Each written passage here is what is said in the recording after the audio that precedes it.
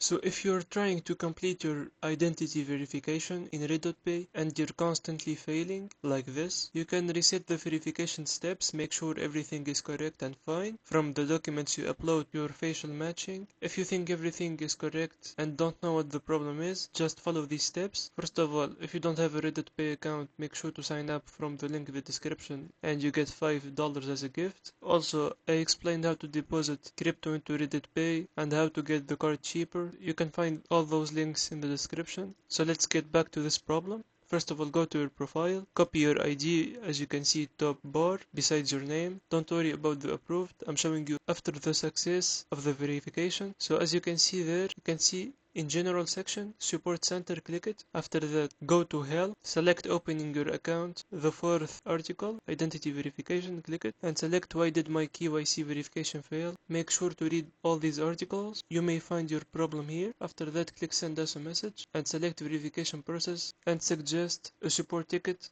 and hopefully they can solve your problem. That's it. Make sure to subscribe and see you on the next one.